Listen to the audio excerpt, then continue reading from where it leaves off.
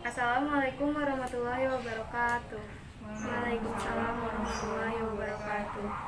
Siang ini kami dari kelompok 3 kelas 12 MIPA 1 akan melaksanakan diskusi tentang buku fiksi dan buku non-fiksi. Adapun anggota kelompoknya yaitu Maulana Syafrizal, Nada Syifa Aulia, Naila Afriani, Nazma Humaira, dan saya sendiri yaitu Nurul Hidayati. Langsung aja kita mulai ke diskusinya. Dimulai dari Maulana Syafrizal. Bagaimana tentang isi buku fiksi yang sudah dibaca?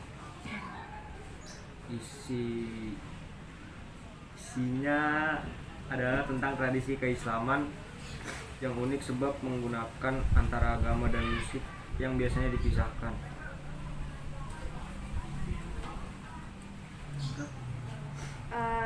Untuk kelebihan dan kekurangannya?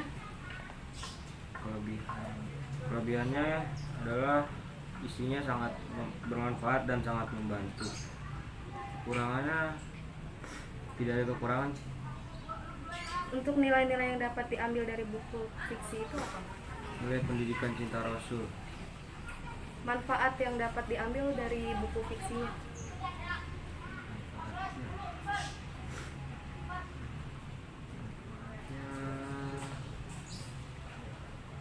Menambah khasanah pada yang membaca.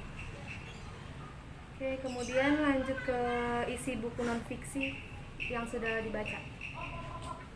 Isi non fiksinya literasi keuangan Indonesia.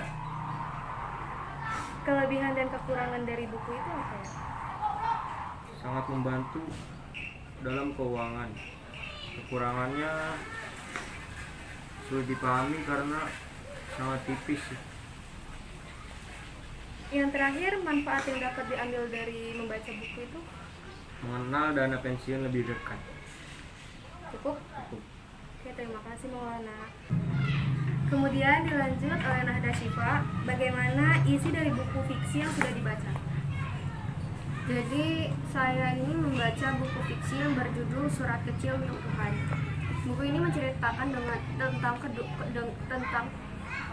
tentang dua orang kakak beradik yang bernama Anton dan Angel yang ditinggalkan kedua orang tuanya, lalu mencari nafkah dengan cara mengemis atas suruhan Om Rudi. Namun Om Rudi ini jahat. Dia ini adalah orang yang sering memperjualbelikan organ tubuh manusia. Lalu pada suatu hari Angel kecelakaan dan membutuhkan biaya besar. Anton pun akhirnya menjadi salah satu korban dalam pengambilan organ manusia itu. Dan saat Angel besar, Angel menjadi pengacara demi mencari keadilan kakaknya. Bagaimana kelebihan dan kekurangan bukunya?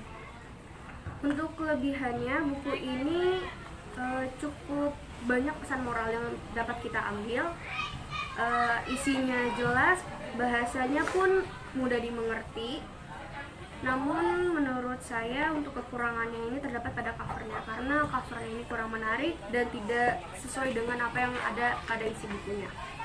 Kemudian nilai-nilai yang dapat diambil dari buku tersebut itu apa? Ada nilai sosial, nilai kekeluargaan, nilai agama, dan juga nilai kesetiaan. Yang terakhir, manfaat dari buku tersebut? Manfaat yang dapat saya ambil dari buku ini adalah kita jadi tahu banyak tentang apa yang terjadi dengan anak-anak jalanan yang ada di luar sana. Lalu kita jadi mengetahui kebesaran hati seorang orang tua angkat kepada anak angkatnya.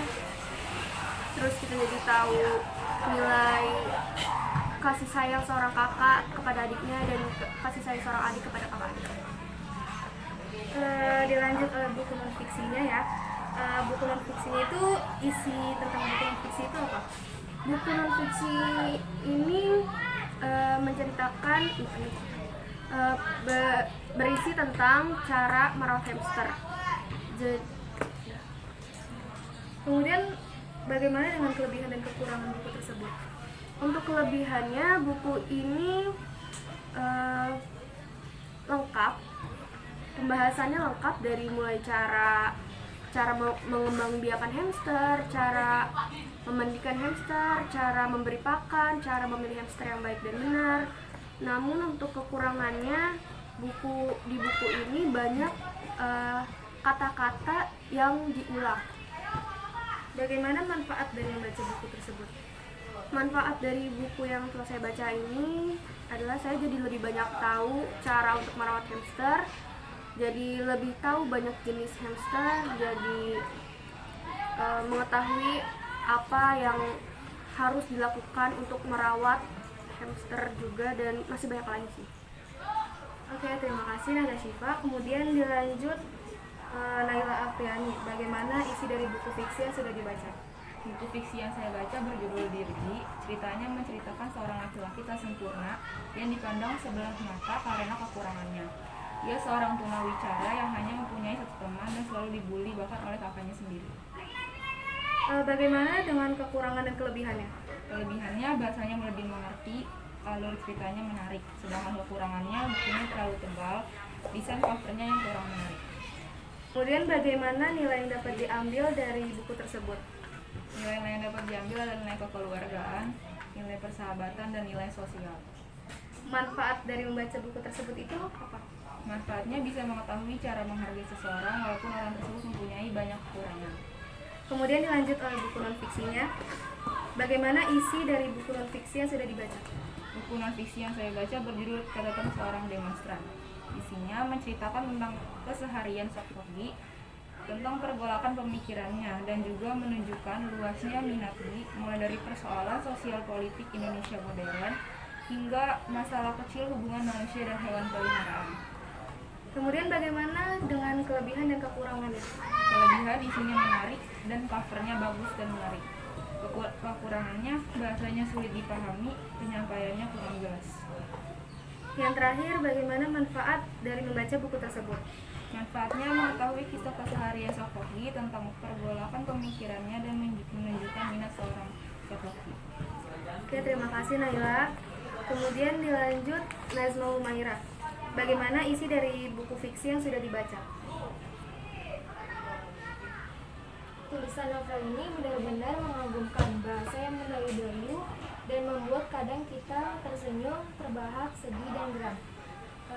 Bahasa penuh sastra disajikan oleh penulis di dalam novel ini. Hampir setiap bab terdapat puisi-puisi yang mendayu-dayu penuh makna.